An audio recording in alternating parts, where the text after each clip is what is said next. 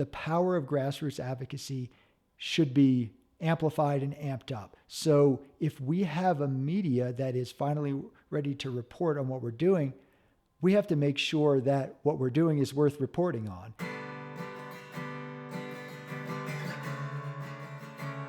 Welcome, Wild Ones. This is Josh Schlossberg, host of the Green Root Podcast, the official podcast of Eco Integrity Alliance, where we're on a quest to uncover the roots of the ecological crisis.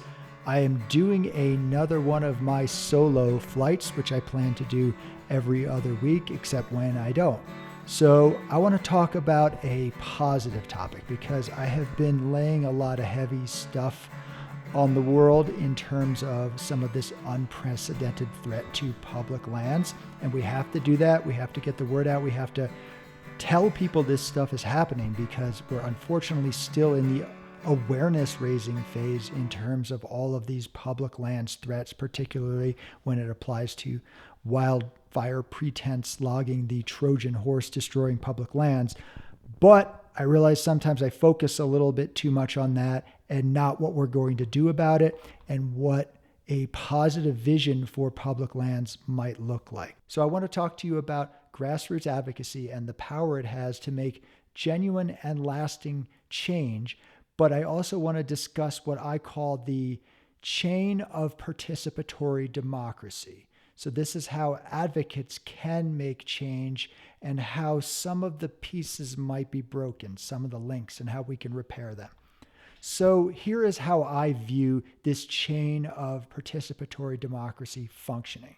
We have corporations. So in this case, this is the industrial extraction entities such as the logging industry, grazing, mining, drilling, energy extraction, development, however you want to frame that. They're the corporations. And guess what? Corporations are going to corporation.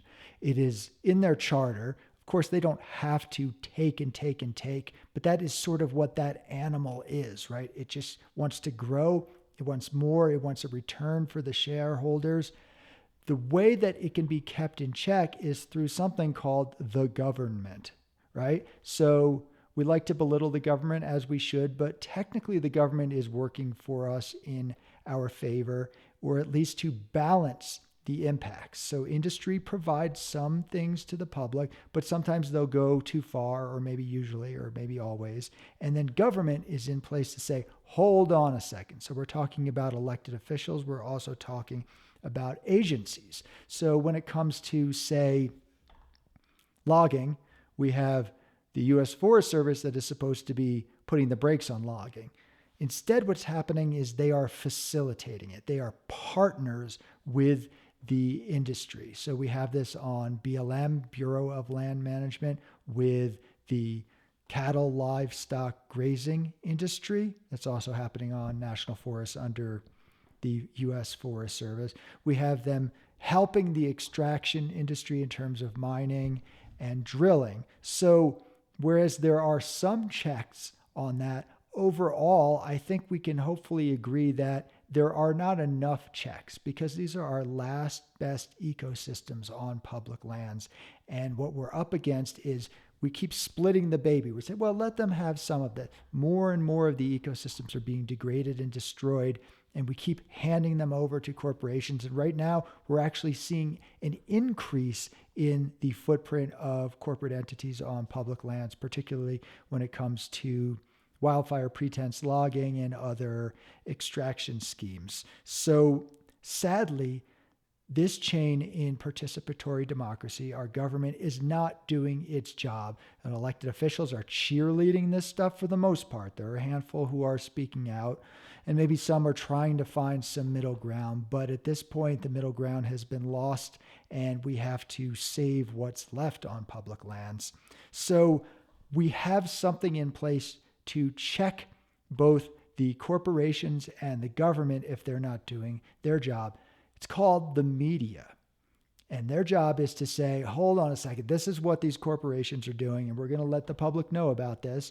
We're also going to hold government accountable if they are not doing their jobs, or mention if they are doing their jobs, and get that information to the public. That's extremely important. And then we have the other direction, which is citizen advocates, members of the public on that chain of participatory democracy, getting information to media. So advocates can say, hey, we focus on these particular topics, media. This is what the corporations and government are doing. Please report on this. That has worked more or less semi-functionally for decades, if not centuries, in this country. But I am here to tell you, as a former journalist and current advocate, that link in the chain is completely broken. The media, whether they are corporate-funded media or state-funded media, seems to be either unwilling or unable to do their jobs, as simple as I can put that. So there are many situations in which there are clear, obvious stories right in their beat with governments and corporations doing harmful things, such as the largest extraction schemes we've ever seen. And there's no coverage. And we contact them, they ignore us at best, they'll be hostile towards us. And if they begrudgingly cover a story, it is usually a puff piece when it's not defaming conservationists.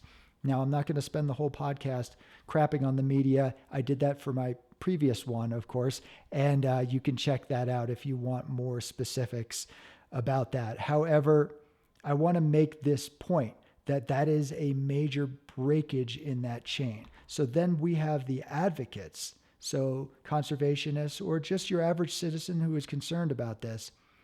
We continue to do our jobs. I think there are in many ways more advocates than there used to be, but it doesn't go anywhere.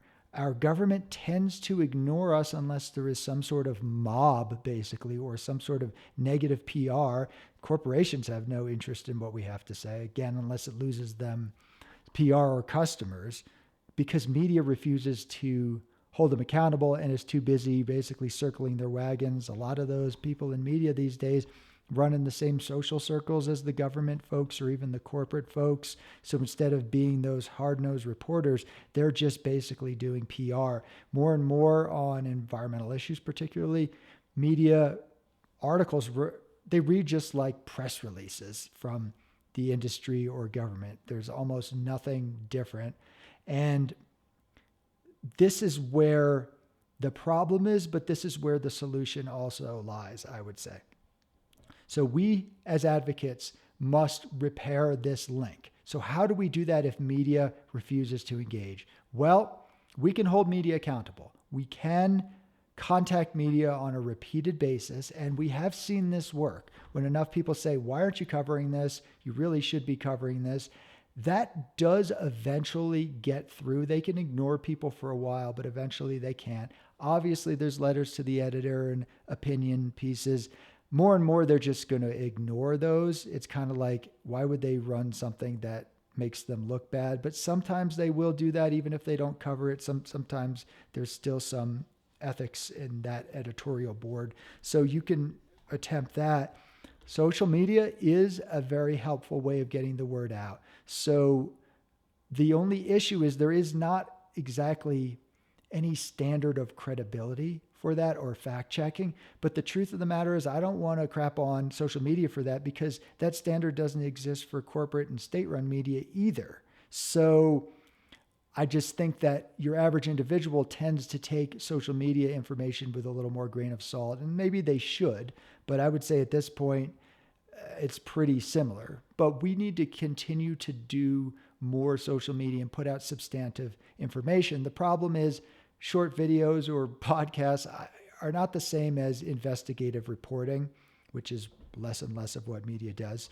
Luckily, places like Substack do have that. You can actually find legitimate investigative reporting, environmental reporting on Substack. So I definitely encourage you signing up for Substack. Eco Integrity Alliance is on Substack, as well as a lot of our allies and partners. So that's a great way of doing things. But I think we also have to consider creating official media outlets to cover, particularly in this case, environmental topics. And that's what we're doing here in Colorado. We're about to launch a new environmental media project. I'm not going to name it yet. That's going to come in early 2026 in January. But we realize that we have to do the job that media is not doing in order to repair that link. Now, of course, we are going to be coming at this from an advocacy journalism perspective. Understand advocacy is putting out information to make a specific point for an issue. So if you're an advocate for ecosystems, that is your focus. You should never fabricate information. You should always be 100% accurate as much as possible. And if you're not, you need to correct that stuff. But yes, you can make the case for your cause. Most media has become advocacy media anyway, whether it's ideological or partisan. So that's nothing new. I think being very clear, this is environmental media and we do have this perspective. That's fine. I think it should get the viewpoints of industry and the agencies as well. But that is an important piece that advocates can do.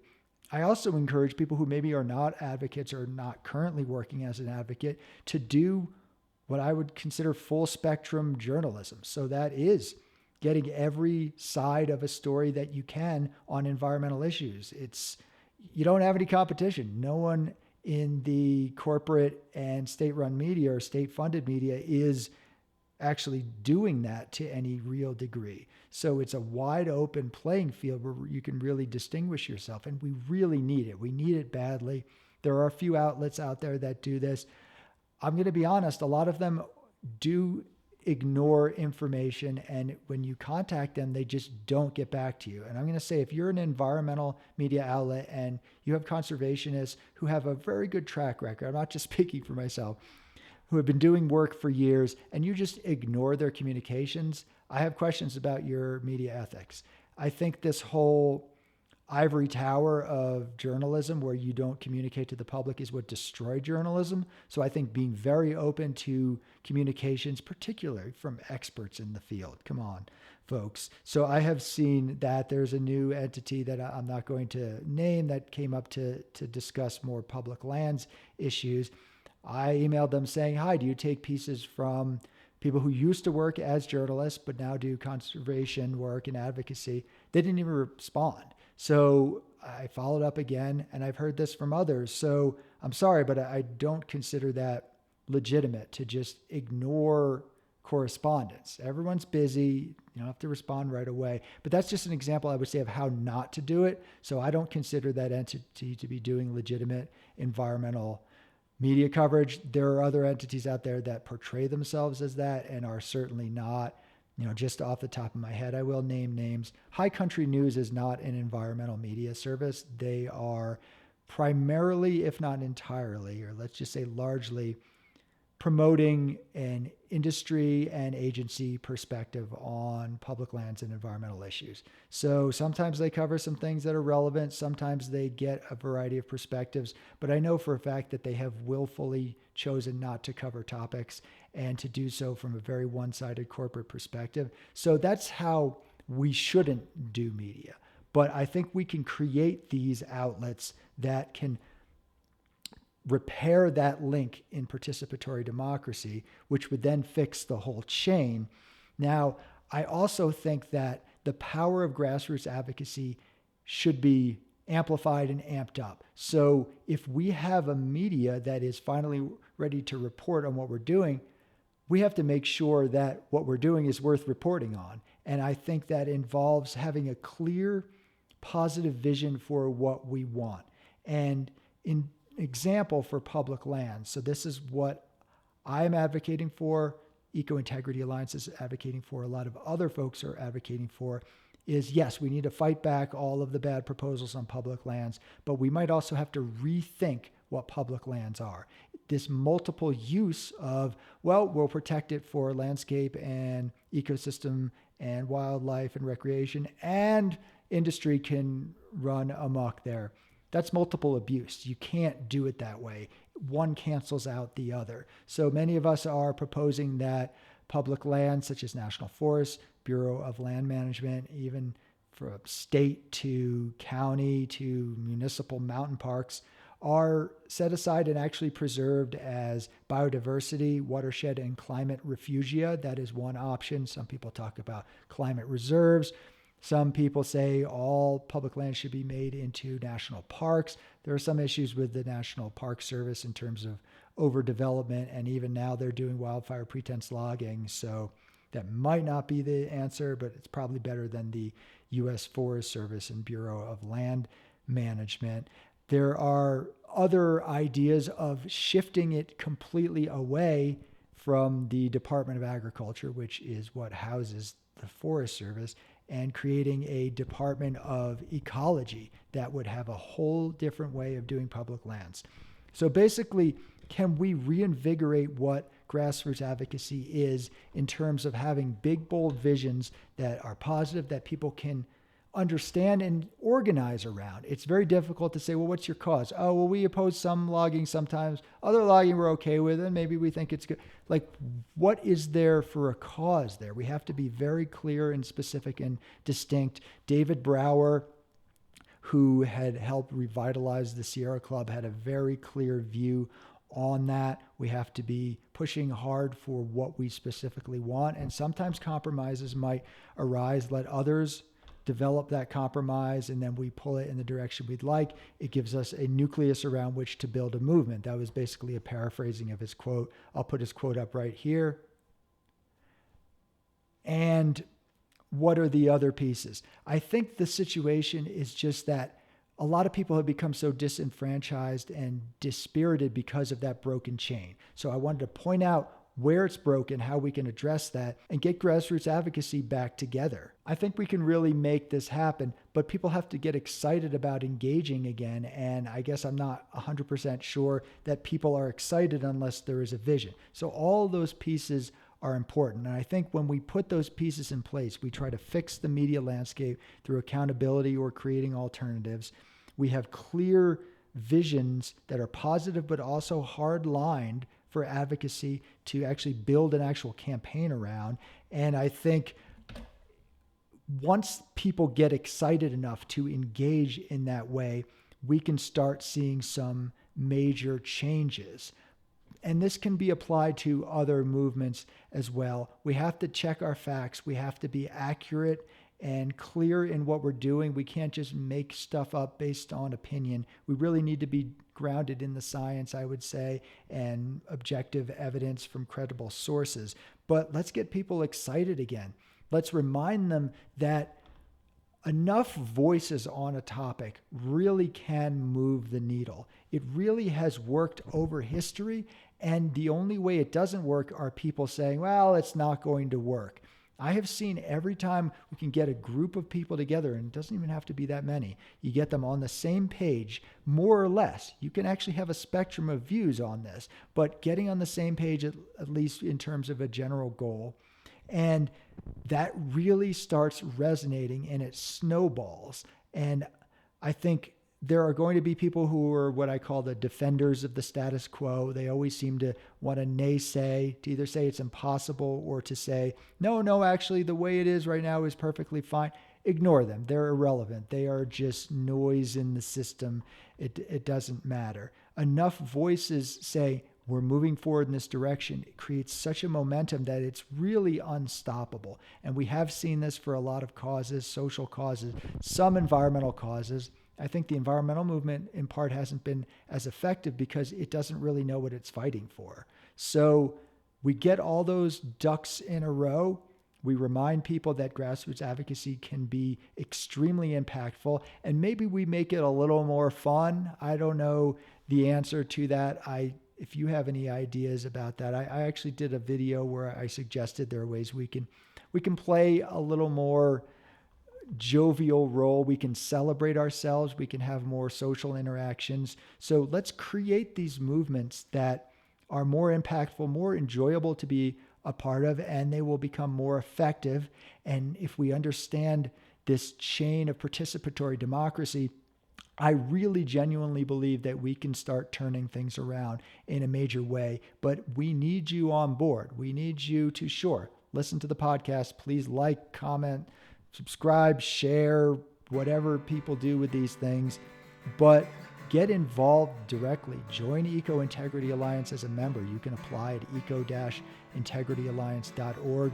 Join your local grassroots group. Stop supporting the big greens. I'm sorry, sometimes they do some good stuff, but they don't need your help or money. The grassroots does. Become the voice, become the power, become the change that we can enact, have enacted in the past, and can enact in the future. And yeah, I would love to see you a part of this. And if you already are a part of this, I would love to find out how I can interface and dovetail with what you're doing. And I appreciate everything that you all are doing. And thank you. And we'll talk more soon.